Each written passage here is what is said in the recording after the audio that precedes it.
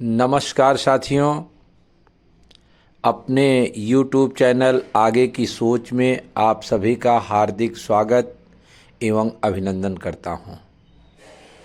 जैसा कि आपने शीर्षक देख लिया होगा, एक लोटा दूध। बहुत समय पहले की बात है, एक बहुत बड़े भूभाग पर अकाल की स्थिति बन गई। वहाँ पर निवास करने वाले जितने भी प्राणी थे, सभी पानी के लिए त्राही त्राही करने लगे। चूँकि इंद्र भगवान रुष्ट हो गए थे, बारिश नहीं हो रही थी, तो ऐसी स्थिति में लोगों को जो पानी की आवश्यकता थी उसकी पूर्ति नहीं हो पा रही थी। ऐसा स्थिति में सारे गांव के लोग उसी क्षेत्र में रहने वाले एक आचार्य जी के पास गए और वहां जाकर के लोगों ने आचार्य जी से कहा कि आप जरा सा बताने की कोशिश करें कि पानी कैसे बरसेगा।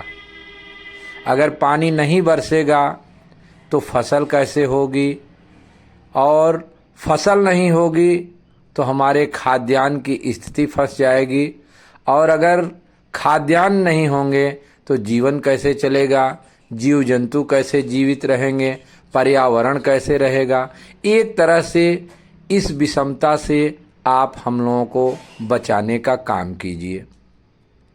तो आचार्य जी ने थोड़ा सा विचार किया और उस विचार के बाद उन्होंने सभी जुटे हुए लोगों को, जो क्षेत्र भर से थे, उनसे यह बात बताया कि अगर आप सभी लोग एक कंडाल रख दिया जाएगा, उस कंडाल में आप सभी लोग रात में एक लोटा दूध डालेंगे और दूध डालने के बाद पीछे मुड़ करके अगर आप चले जाएंगे, उसको झांकेंगे नहीं, उसको देखेंगे नहीं, तो जैसे ही कंडाल भर जाएगा बड़ी तेज की बारिश होगी और आपकी इस समस्या का समाधान हो जाएगा।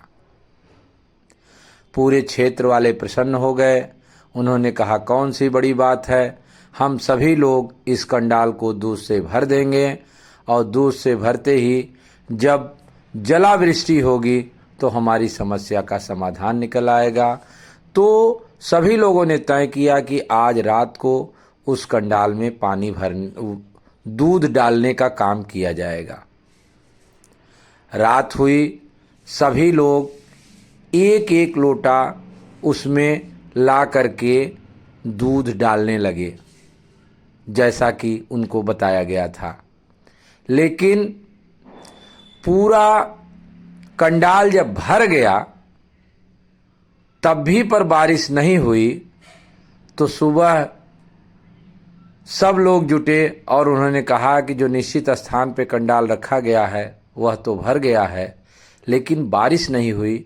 आचार्य जी, आपने तो कहा था कि जैसे ही कंडाल भरेगा जोर की बारिश होगी, लेकिन बारिश नहीं हो रही है।